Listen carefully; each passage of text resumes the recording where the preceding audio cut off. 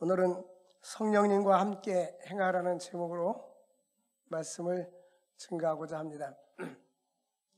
중국의 소림광기라는 유머책에 있는 이야기입니다.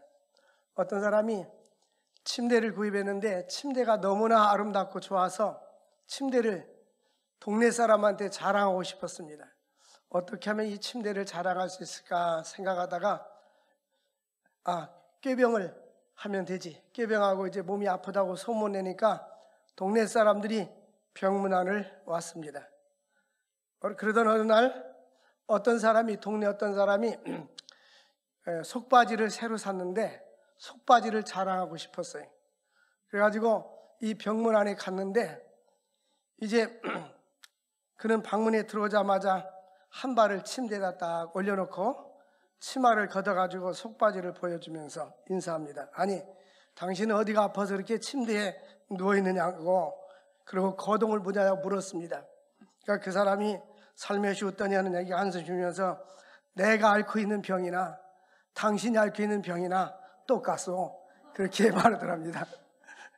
사람은 누구나 다 자랑하고 싶어하는 그러한 욕망이 있습니다. 어떤 사람은 부를 자랑하고 어떤 사람은 힘을 자랑하지만 바울은 갈라디아에서 우리의 자랑은 예수 십자가, 우리의 자랑은 예수 그리스도. 예수께서는 왜 죽으셨느냐? 인류의 죄를 담당하고 구원과 영생을 주기 위해서 십자가에서 죽으셨습니다. 우리는 각자 이 지구촌이라는 이 마을에 동시대에 태어나서 살다가 이 세상을 떠나게 됩니다. 우리는 언젠가 이 세상을 떠나야 될 존재입니다. 우리는 길나그네인 것입니다. 길벗들이에요. 만났다가 잠시 왔다가 잠시 사라지는데 우리에게는 이제 나그네들이 갈 곳이 없다면 얼마나 처량하고 외롭겠습니까? 근데 우리에게는 갈 곳이 있어요. 우리의 갈 곳은 어디입니까? 영원한 본향 하나님의 나라입니다. 모든 사람은 영혼과 육체로 구성이 되어 있습니다. 어머니 모태로부터 이제 임신이 될 때에 하나님은 영혼을 창조하십니다.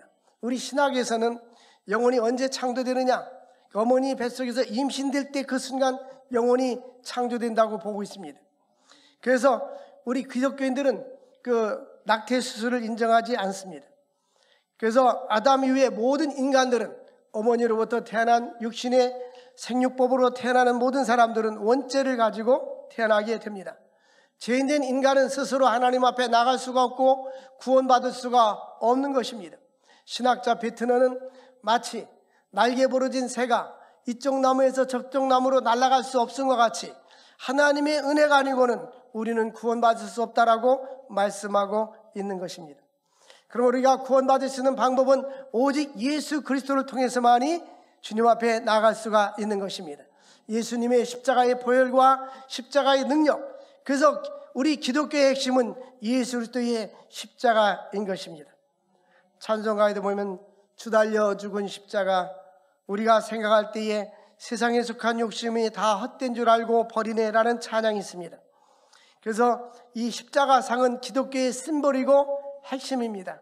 이 십자가가 처음부터 기독교의 상징은 아니었었습니다. 이 십자가상의 모습은 주 6세기 600년 이전에 사용된 흔적이 별로 많지는 않습니다. 다만 주 2세기 200년 이전에 소수의 그리스도인들에 의해서 이제 예수 그리스도를 나타낼 때 물고기로 사용하기도 하고 또 무슨 형상이나 무슨 그림을 통해서 기독교인이라는 그림, 아브라함, 이삭, 야곱 이런 여러 가지 형상을 통해서 나타내기도 했지만 가끔 십자가가 나타나기도 했습니다. 근데 원래 이 십자가는 로마 시대 때에 처형하는 방법이었습니다. 그 야만인들이 중한 죄를 지면은 십자가에다 사람을 나무에다 매달아 놓고 못을 받고 옆구리에 찔러가지고 죽이는 그 방법이었는데 실제로 유태인들은 많은 사람들이 십자가에 의해서 죽임을 당했습니다. 역사적으로 보면 주전 4세기경에 로마의 장군 바루스가 유대인들 2,000명을 갖다가 십자가에 처형했다는 기록이 있습니다. 그리고 주 70년에 로마의 디투스 장군이 예루살렘을 함락하면서 사람들이 예루살렘에서 빠져나가니까 붙잡아다가 그 사람들을 십자가에 매달려 죽는데, 얼마나 많은 사람들이 십자가에 죽었는가 하면 십자가에 매달릴 나무도 없었고 장소도 없을 정도로 많이 죽었다고 합니다. 예수님은 주 30년경에 갈보리산 언덕 위에서 십자가에 세워져서 양옆편에 강도가 있었고, 예수님도 믿지 않은 사람들의 눈에 볼 때는 죄인으로서의 십자가에서 죽으셨습니다. 그러나 예수님은 죄 없으신 그분이 자원해서 이 십자가가 아니면 구원의 방법이 없기 때문에 대속의 죽음을 죽기 위해서 십자가에 죽으신 것입니다. 그러므로 키케로라는 사람은 연설에서 이 십자가를 갖다가 가장 잔인하고 혐오스러운 형벌이라고 말했습니다. 근데 예수님은 이 십자가의 죽음은 예수님 우리를 구원하기 위해서 오신 것입니다. 누가복음 19장 10절 보니까 인자가 오신 것은 잃어버린 자를 찾아 구원하기 위해서 오셨다라고 말씀했어요. 마가복음 10장 45절에 인자가 죽는 것은, 인자가 이 땅에 오신 것은 많은 사람들을 대속물로 주기 위해서 오셨다는 것입니다. 우리가 십자가에 죽어야 되는데 예수님이 대신 죽음으로 우리가 구원을 얻게 된 것입니다. 원래 빌라도 위에서, 우리는 사도신경 보니까 빌라도 위에서 십자가에 못 박았다고 하는데, 빌라도는 예수님이 죄가 없다는 것을 인정하고 십자가에 처형하려고 하지는 않았었습니다. 그때에 로마 황제 티베리우스가 황제였을 때에 이 빌라도는 이제 유대 변경 지방의 총독으로 임명이 되었습니다. 그래서 주 26년부터 36년까지 10년 동안 빌라도가 총독으로 있으면서 자기가 그 법정에서 판결하게 된 것입니다. 이 빌라도는 로마의 행정관으로 아주 명성이 있는 그러한 사람이었습니다. 그러나 그는 사람들의 뜻에 의해서 예수님을 십자가에 못 박았지만, 예수님의 입장에서는 성경대로 예수님이 십자가에서 죽으시고 성경대로 다시 살아나신 것입니다. 흑인 연가가 찬송가에 기록되어 있는데, 거기 너 있었는가 그때에, 이 말은 만약 여러분들에게 거기 너 있었는가 그때라고 묻는다면 여러분은 뭐라고 대답하겠습니까? 예, 그렇습니다. 우리는 거기 그때에 있었습니다. 예수님의 십자가의 죽으심은 구약시대 때 모든 성도들과 현재 현 세대와 다가오는 모든 시대 사람을 위해서 십자가에서 죽으신 것입니다. 그러므로 예수님이 2000년 전에 십자가에 죽으실 때에 아직 나지 않은 우리들도 예수를 믿는 순간에, 이 땅에 예수를 믿는 순간에 2000년 전에 십자가의 사건에 참여하게 된 것입니다. 그러므로 바울사도는 내가 그리스도와 함께 십자가에 못 박았다라고 말씀하는 것입니다. 예수님은 나를 위해서 죽으셨기 때문에 내가 예수를 믿는 순간에 나도 주님과 함께 십자가에서 못 박히고 주님과 함께 다시 살아나게 되는 것입니다. 그것이 바로 세례인 거예요. 세례는 죄에 대해서 죽어지고 의에 대해서 다시 살아나게 되는 것입니다. 예수께서 이 땅에 오셔서 십자가에서 죽으신 것은 첫 번째 목적은, 우리에서 죽으신 첫 번째 목적은 하나님께로 우리를 인도하기 위해서, 또한 우리의 죄를 대속하기 위해서 죽으신 것입니다. 뿐만 아니라 우리의 속죄해 주시고 우리에게 참된 자유와 안식을 주기 위해서 십자가에서 죽으신 것입니다. 그러므로 에베소 2장 8절에 보면 너희가 그 은혜를 인하여 믿음으로 말미암아 구원 얻었나니 이것이 너희에게서 난 것이 아니요 하나님의 선물이라. 우리가 하나님께로 받은 가장 큰 선물은 무엇이냐면 구원인 것입니다. 모든 사람은 이 땅에서 한평생 살다가 이 땅을 떠나야 하는 것입니다.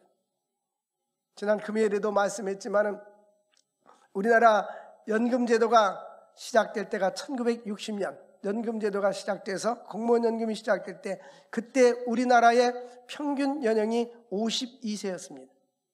그 52세니까 뭐 연금제도 얼마 안 받다 죽으니까 국가에서 그 당시에 월급이 적으니까 그렇게 했는데, 지금은 너무 오래 많이 사는 거예요.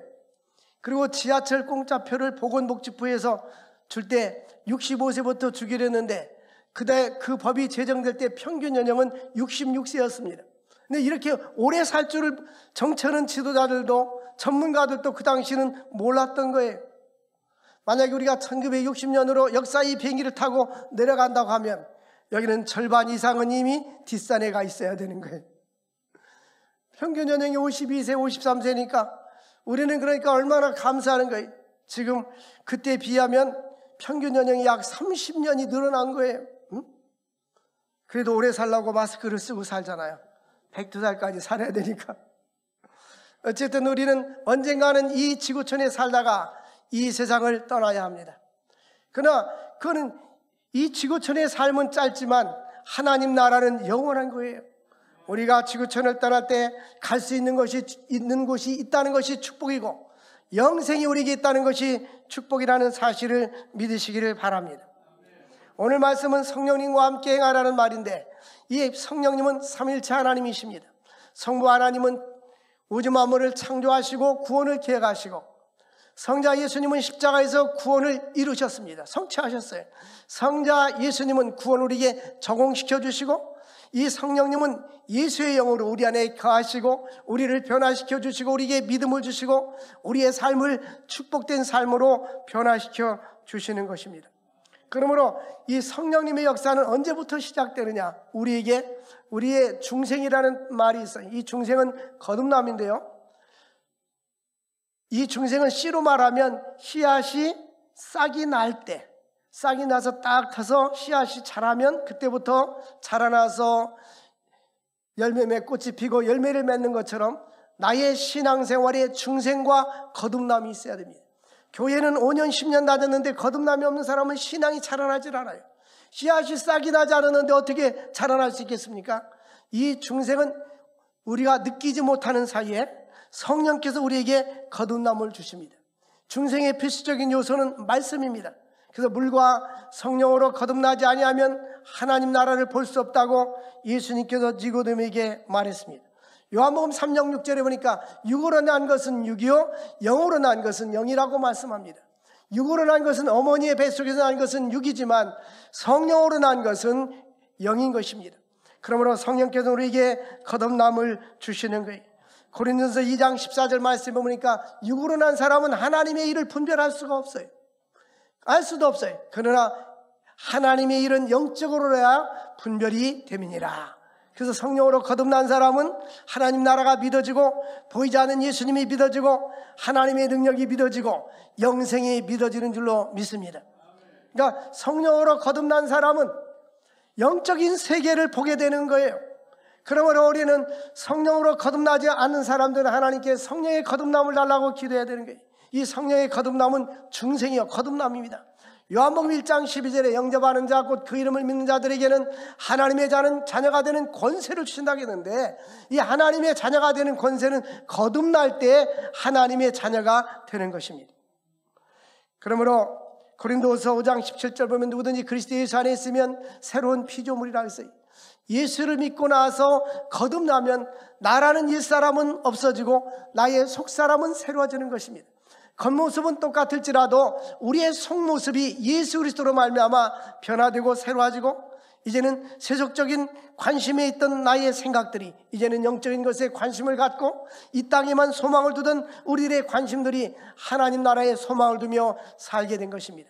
그러므로 이전 것은 지나갔을 때 보라 새 것이 되었다라고 말씀해 주는 것입니다. 성령을 믿는 자들에게는 하나님께서 참된 자유함과 안식을 주는 것입니다. 그래서 우리에게는 로마서 8장 1절 보면 그리스도 예수 안에는 결코 정죄함이 없다라고 말씀하고 있습니다. 우리에게 이 땅에 살면서 조상 때부터 내려오는 죄들과 우리의 말과 언어와 행동으로 지는 자범죄들이 있습니다. 이 모든 죄악들을 예수 그리스도께서 우리 죄를 십자가에서 죽으셨기 때문에 예수 안에 있는 자에게는 결코 정죄함이 없는 것입니다. 성령님은 우리에게 새 생명을 주시고 거듭남을 주시는 것입니다. 요한복음 8장 32절에 보니까 진리를 알지니 진리가 너희를 자유케 하리라 하고 있어요. 우리가 예수를 알고 나면, 예수를 깊이 알고 나면 이 세상 것보다도 주님이 더 귀하고 하나님 나라가 더 귀하다는 것을 깨닫게 되는 것입니다. 그러므로 우리에게는 참된 자유가 있기를 바랍니다. 예수 믿으면서도 세상 것에 얽매이면 마음에 자유함이 없어요. 왜 사람들이 밤잠을 자지 못하고 근심하며 걱정하는 겁니까? 거기에 얽매여서 자유함이 없기 때문인 것입니다. 우리는 예수 안에서 참된 자유와 만족이 있기를 주의 이름으로 축원을 드립니다.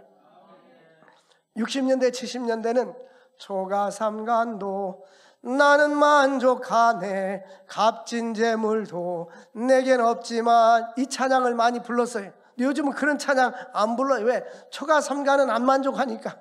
예? 초가 삼가 가지고는 안 되는 거예요. 시대가 많이 바뀌었어요. 그래서 우리는 주 안에서 참된 자유와 만족과 안식을 누릴 수 있기를 바랍니다. 유명한 알렉산더 대제가 디오게니스를 만났는데 철학자 디오게니스한테 당신이 그 유명한 철학자 디오게니스냐고 그렇다고, 그러면 내가 당신이 원하는 대로 무엇인가 다 해줄 수 있느니 당신이 소원이 있으면 말하세요. 그러니까 이분은 햇볕을 쬐고 있는데 나에게는 아무 소원도 없습니다 라고 말했어요. 그러니까 또 묻습니다. 당신이 말하면 무엇이든지 원하는 걸 다 해주겠다고 말했어요. 내가 한 가지 소원이 있다면 지금 내가 햇빛을 쬐고 있는데 그림자 끼니까 좀 비켜주세요. 우리는 예수 그리스도로 말미암아 우리는 만족해야 되는 거예요. 지금 현재 나에게 주어진 삶 속에 만족과 감사가 있기를 바랍니다. 저는 이번 주에 주님께서 주시는 은혜가 있었는데 내 은혜가 네게 족하도다. 어느 곳에 가서 제가 설교를 했는데 그 설교를 했어요. 바울 사도가 질병에 걸렸잖아요. 그 하나님께 기도했어요. 이 질병을 나에게 떠나게 해달라고 3번 기도했을 때에 하나님은 고쳐주지 아니하고 내 은혜가 네게 족하다. 내 은혜가 네게 족하다. 근데 보니까 그래서 바울은 오히려 기뻐하고 더 기뻐했더라는 거예요. 하나님이 내가 약할 때 강함을 주니까. 바울이 질병이 있었는데 바울은 그림자만 지나가도 다른 사람들이 질병이 다 나았었어요. 그러니까 얼마나 요즘 사람 같으면 교만해서 옛날 60년대 70년대 보면 부흥사들이 능력의 종 안진뱅이가 일어나고 기모거리가 듣고 소경의 눈을 뜨고, 요즘은 그렇게 않더라고요. 그 옛날엔 잘 쏘갔으니까 그렇게 요즘 잘 안 쏘고니까 말 안 되는 것 같아요. 근데 바울 사도 같으면 그렇게 하고도 남아. 왜? 안진뱅이가 일어나고 실제 있었으니까 소경의 눈을 뜨고 얼마든지 말할 수 있었어요. 이제 바울은 그러한 능력을 행했지만 이 능력이 너에게서 나간 것이 아니라 교만하지 않게 하기 위해서 하나님께 주신 능력이라는 걸 깨닫게 하기 위해서 나는 내 자신의 질병을 못 고친다는 걸 깨닫기 위해서 그에게 가시체를 준 거예요. 그래서 내 은혜가 네게 족하다. 그래서 그 NIV 성경에 보면 내 은혜가 네게 충분하다 이렇게 표현됐어요. 사랑하는 성도 여러분, 이 음성이 2000년 전에 바울에게만 주어진 것이 아니라 지금 나에게 처해 있는 경제적인 형편, 또 육신의 질고나 건강, 어떤 형편이 있든지 내 은혜가 네게 충분하다. 감사할 수 있기를 바랍니다. 하나님이 나에게 준 것에 대해서 감사할 줄 알아야 돼요. 그래서 다윗은 원수들에게 쫓겨다니면서 메추라기가 도망가는 것처럼 산에서 쫓겨다니면서 사울이 그를 죽이려고 하고 아들 압살롬 군대가 그를 죽이려고 반역을 하고 왕궁을 찬탈하고 했을 때에 여호와는 나의 목자시니 내게 부족함이 없으리로다. 보통 사람 같은 하나님이 왜 이렇게 나에게 위기가 있고 고난이 있고 어려움이 있습니까? 라고 원망할 텐데 어떠한 형편이 있든지 하나님이 나와 함께 한다면 나에게는 부족함이 없다. 하나님이 나에게 주신 현재 오늘 이 시대의 이 모습이 만족하고 감사할 수 있기를 주의 이름으로 축원을 드립니다. 우리 주님께서 이 땅에 오신 목적은 요한복음 10장 10절에 보면 더 풍성한 삶을 살고 예수님께로부터 우리는 양으로 하여금 생명을 얻고 더 풍성하게 얻게 하려 함이라고 했어요. 우리 주님이 이 땅에 오신 것은 영적으로 풍성한 삶을 주기 위한 것입니다. 우리가 예수를 믿고 나서 우리는 영적으로 풍성한 삶을 누려야 될 줄로 믿습니다. 우리가 예수를 믿으면서 항상 부족하다고 느끼지 말고 주께 주신 은혜에 늘 감사하고 주님 감사합니다, 이 모습 이대로 이것으로는 충분합니다라고 감사할 수 있기를 원합니다. 두 번째로는 성령님은 신자들을 변화시킨 후에 놀라운 은혜를 주시는 것입니다. 성령의 기름 부음이 역사할 때에 광야를 풍성한 열매 맺는 곳으로 하나님은 바꿔주십니다. 이것은 우리의 환경도, 우리가 성령 충만할 때에 성령 충만한 사람들의 삶과 환경을 바꿔주시는 거예요. 구약시대 때 요셉이 하나님의 영이 요셉에게 임했습니다. 하나님의 영이 다윗에게도 임했습니다. 그때 그들은 다윗은 전쟁터에 나가도 하나님이 승리하게 하셨고 요셉은 애굽으로 팔려갔어도 하나님이 함께 주신 것입니다. 어떠한 환경이 있든지 하나님이 함께 할 때에 환경을 아름답게 만들어 주십니다. 이 아름답다는 말은 늘 좋다는 의미가 아닙니다. 요셉도 감옥에 갇히기도 하고 죄의 누명을 썼지만은 하나님과 함께함으로 마지막에 가서는 애굽의 국무총리가 되게 해 주신 것입니다. 그러므로 우리 인생을 살아가는 동안 광야와 같은 삶을 산다 할지라도 광야는 뱀과 전갈이 있는 곳입니다. 고난이 있는 곳입니다. 풍성한 양식이 없습니다. 그럼에도 불구하고 하나님께서는 광야에서 뭐를 주신다고 약속했어요? 하나님께서 이사야 32장 15절 보니까 마침내 위에서부터 영을 우리에게 부어주리니 광야가 아름다운 밭이 되고 아름다운 밭이 숲으로 변하게 되리라. 하나님께서는 이 광야에 하나님은 밭을 만들어 주시고 밭이 숲을 이루는 그 놀라운 역사를 주신다고 말씀했습니다. 우리가 지금은 코로나로 인하여서 전 세계가 역경과 고난을 겪고 있는데 성경적으로 볼 때 인간이 범죄할 때에 하나님이 우리 인간을 치시는 방법이 있어요. 그것이 하나가 뭐냐면 질병, 하나는 기근, 하나는 전쟁입니다. 그래서 다윗이 범죄했을 때도 셋 중에 하나를 선택하라 할 때에 다윗은 질병을 선택해서 3일 동안 온역으로 7만 명이 죽었습니다. 그래서 우리가 해야 할 일은 하나님 앞에 기도하고 회개하고 하나님 앞에 돌아가야 하는 것입니다. 하나님께서 이 땅을 치료해 주도록 더욱더 기도할 수 있기를 주의 이름으로 축원을 드립니다. 하나님께서 황폐한 땅을 아름답게 만들어주고 우리의 황폐한 심령을 아름답게 만들어주는 것은 성령의 역사인 것입니다. 성령님은 뿐만 아니라 우리로 하여금 하나님과 함께 걸어가도록 인도해 주십니다. 구약 성경에 보니까 에녹이 300년 동안 하나님과 동행했다라 그랬잖아요. 하나님이 원하시는 삶을 살았다라, 하나님이 원하는 방향으로 걸어갔다라는 것입니다. 내 인간의 생각은 하나님의 뜻대로 살 수가 없어요. 그러나 하나님의 성령님은 우리와 함께 할 때에 하나님이 원하는 방향으로 우리가 살아갈 수가 있는 것입니다. 그럼 우리는 기도해야 됩니다. 하나님, 성령님이여 나를 도와주십시오. 성령님이여 기도의 능력을 주시고 응답해 달라고 기도해야 하는 것입니다. 성령님 우리에게 참된 평안과 안식을 주십니다. 우리가 이 생에 살아가면서 성령 충만할 때에 그런 경험을 하게 돼요. 어떤 사람 간증할 때 저거 똑같은 느낌을 간증하더라고요. 옛날 오살리 기도원에 자주 금식을 하다 다닌 적이 있어요. 금식 3일 금식하고 내려오다 보면은 바람이 불 때 나뭇잎들이 잘람잘람 흔들리는 그 모습을 보면 똑같은 나뭇잎을 봐도 평상시는 아무렇지 않게 봤는데 그때는 나뭇잎이 나에게 환영하는 것 같고 인사하는 것 같고 너무나 기쁜 거예요. 왜 그럴까요? 내 마음과 내 생각과 내 사고가 그렇게 아름답고 은혜스러운 마음으로 변화가 되어 있기 때문인 것입니다. 그러므로 성령님이 나와 함께 할 때에 우리의 마음속에 이와 같은 기쁨과 평안과 안식을 줄 줄로 믿습니다. 그러므로 이사야서 63장 14절 보니까 여호와의 성령이 임하게 되면, 여호와의 신이 임하게 되면 마치 소가 골짜기로 내려가는 것과 같이, 한번 읽어보겠어요. 시작. 여호와의 영이 그들을 골짜기로 내려가는 가축같이 편히 쉬게 하셨도다. 주께서 이와 같이 주의 백성을 인도하사 이름을 영화롭게 하셨나이다 하였느니라. 여기 보니까 골짜기로 내려가는 가축이 무슨 뜻일까요? 왜 골짜기로 내려가는가요? 골짜기로 내려가면 샘이 흐르고 있고 개울이 흐르고 있기 때문에 그 개울이 흐르는 곳에 뭐가 있어요? 풀이 있습니다.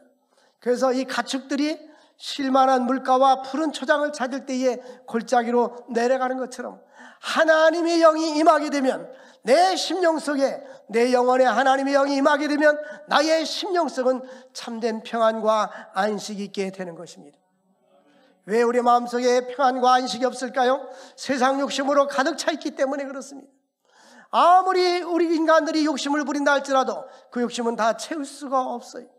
그런데 하나님의 성령이 임하게 되면 세상 욕심은 빠져나가게 되고 하나님의 임재로 충만해지면서 우리 마음에 참된 안식과 평안을 누리게 되는 것입니다. 그러므로 성령님은 신자의 삶에 최상의 결과를 가져다 줍니다. 창세기 41장 38절을 보니까 요셉이 바로를 만났어요. 바로에게 꿈을 해몽해 주었습니다. 바로가 그의 신하들에게 이르되 요셉을 일컬어서 이와 같이 하나님의 성령에 감동된 사람을 우리가 어찌 찾을 수 있으리까? 안 믿는 불신자인 바로 왕이 깜짝 놀라는 거예요. 왜? 자기가 꿈을 꿨는데 자기가 어떤 꿈을 꾸었는지 자기도 기억이 안 나. 근데 꿈자리가 뒤숭숭해요. 애굽의 박사들과 술객들을 다 불러다 꿈을 해몽하고, 누구든지 이 꿈을 해몽하는 사람은 나라의 국무총리를 삼아주고 또 버금수레를 세워서 전국을 이제 순회하도록 했는데, 바로 하나님은 요셉을 높여서 국무총리가 되고 전국을 순회하게 되었습니다. 하나님의 영에 이와 같이 감동된 사람을 내가 만나지 못했다고 했는데, 우리들도 하나님의 영에 감동된 사람이 될 수 있기를 바랍니다. 늘 하나님의 성령님을 감하고, 성령님은 인격적인 영이십니다. 그래서 사모해야 돼요. 성령님이여 나에게 오셔 주옵소서. 우리는 찬송하다 보니까 성령이여 강림하사 나를 감화하시고 찬송했잖아요. 인격적인 성령님이 이미 나 안에 계시지만 재충만을 위해서 계속 성령님과 함께하도록 기도하고 사모해야 하는 것입니다. 성령님께 붙잡힘 받을 때에 하나님께 놀랍게 쓰임받을 수가 있는 것입니다. 세 번째로, 성령님은 신자에게 선한 열매를 맺게 주시는 것입니다. 오늘 말씀해 보니까 너는 성령을 따라 행하라. 그리하면 육체의 욕심을 이루지 아니하리라. 성령을 쫓아 행하면 육체의 욕심을 이루지 않게 되는데, 제가 성지순례 갔을 때에 그 가이드가, 그 이집트에 갔더니 가이드가 무슬림이에요. 무슬림. 현지 가이드가 반드시 있어야 됩니다. 그 현지 가이드에게 통역을 통해서 말해봤어요. 당신들은 어떻게 하면 구원받는다라고 생각하느냐면 물었더니 그 사람의 대답은 그거였어요.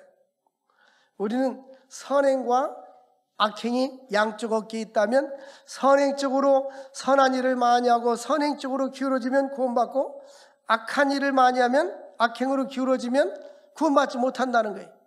그러면 어떤 때는 구원 쪽으로 기울어졌다가 어떤 때는 안 기울어졌다, 그럴 거 아니에요?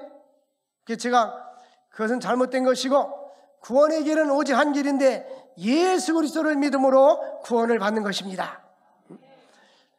사도행전 4장 12절 보면 다른 이름으로 구원받을 수 없나니 예수의 이름 외에는 우리에게 구원을 준 이름이 없는 것입니다. 예수로 말미암아 우리에게 구원을 주신 하나님께 감사할 수 있기를 바랍니다. 그래서 육체의 소욕과 성령의 소욕이 서로 싸우는데, 성령의 지배를 받게 되면 육체의 소욕은 죽어지고, 또 육체의 소욕이 살아나면 성령의 소욕이 죽어지는 거예요. 그래서 우리는 성령의 강력한 지배를 받아야 될 줄로 믿습니다. 이제 성령은 우리를 지배할 때에 열매를 보여줍니다. 22절부터 24절까지 보면 성령의 열매는 첫 번째가 사랑입니다. 성령 충만한 사람이 되면 그리스도의 사랑이 우리에게 부음받은 것처럼 우리에게로 예수 그리스도의 사랑이 흘러가게 되는 거예요. 성경에서 말하는 이 사랑은 아가페 사랑입니다. 희생적인 사랑입니다. 자기 이익을 그치 않는 사랑인 거예요. 예수님이 우리를 사랑했듯이 이웃을 사랑하는 것입니다. 그러므로 무엇보다도 하나님의 교회는 사랑이 넘치는 곳이 되어야 하는 것입니다. 예수 그리스도의 사랑으로 충만해질 수 있기를 주의 이름으로 축원드립니다. 또 사랑과 희락은 뭐냐면 주님이 주시는 기쁨입니다. 오 이 기쁨 주님 주신 것, 오 이 기쁨 주님 주신 것. 다윗 왕이 범죄하고 났을 때에 시편 51편에 참회의 시를 씁니다. 그때 하나님께 이런 기도합니다. 하나님, 이 구원의 기쁨을 회복시켜 주옵소서. 범죄하고 나니까 구원의 기쁨이 없어졌어요. 구원의 기쁨을 회복해 주시고 주의 성령을 나에게서 거두지 마옵소서라고 기도했어요. 하나님의 성령이 임재하고 성령으로 충만할 때에 우리에게는 내면에서 흘러나오는 구원의 기쁨이 넘치게 되는 것입니다. 그래서 사랑과 희락과 화평, 이 화평은 뭐냐면 하나님과 우리와의 화평, 또 사람과 사람 사이의 화평입니다. 그러므로 인간과의 관계에서 원수를 맺는 것은 이것은 육체의 소욕인 것입니다. 육체의 소욕은 현저하니 20절입니까? 우상 숭배와 주술과 원수 맺는 것, 분쟁, 시기, 분냄, 당짓는 것, 이런 것들을 말하는 거예요. 여러분, 이런 것들은 바로 육체의 소욕입니다. 또 21절에 투기와 술 취함과 방탕함, 이런 것도 육체의 소욕입니다. 이 육체의 소욕을 따라 사는 사람들은 하나님을 기쁘시게 할 수 없고 하나님의 성령을 기쁘시게 할 수가 없는 것입니다. 그러면 우리는 할 수만 있으면 모든 사람과 더불어 화목할 수 있기를 바랍니다. 그래서 화평과 그 다음에 오래 참음, 성경에서 말하는 성령의 열매 오래 참음, 성경에서 이야기하는 오래 참음은 인간과의 관계에서 내가 손해를 봤을 때, 내가 피해를 봤을 때 복수하고 싶은 생각이 들잖아요. 그럴 때 오래 참으라는 거예요. 성령의 열매는 바로 내가 피해를 받고 마땅히 분명히 상대방이 잘못했음에도 불구하고 내가 거기에 원수를 갚지 않냐고 참아낼 수 있는 그 능력이 바로 오래 참음입니다. 근데 이게 억지로 되는 게 아니에요.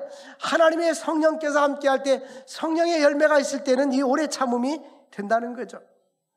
그래서 우리는 이 화평이 있고 오래 참음이 있고, 또 자비와 양성과 충성, 온유와 절제, 이런 것을 금할 비비에 없다겠습니다. 이 자비는 뭐냐면 다른 사람에게 봉사하고 섬기려는 마음, 이게 자비입니다. 이 자비가 성령의 열매예요. 보면 어떤 사람은 다 이렇게 많이 잘 섬기는 사람들이 있습니다. 이런 사람들은 섬김의 은사인데 이 자비입니다.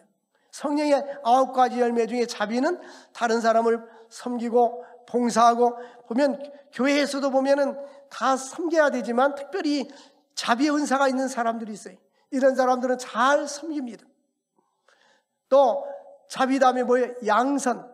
하나님께서 이 양선은 선한 성품과 행동입니다. 이 선한 성품, 우리가 예수 믿고 나서 우리는 끊임없이 변화가 일어나야 되는데 그 중에 하나가 나의 내면의 성품이 변화되어야 됩니다. 얼마만큼 변화가 되냐? 예수 그리스도의 성품으로 변화가 되어야 됩니다. 그래서 우리는 예수의 향기가 나타나야 됩니다. 바울은 고린도 교회 교인들에게 너희는 그리스도의 편지다, 너희는 그리스도의 향기라고 말하고 있습니다. 오늘 제가 나오면서 몸에다 향수를 칙칙 뿌리고 왔어요. 왜? 향수 냄새 나라고. 주일날, 주일이니까. 다른 날은 잘 안 뿌려요. 근데 주일날은 내가 뿌려요. 향수 냄새 나라고. 근데 우리는 예수의 냄새가 나야 되는 거예요. 예수의 냄새.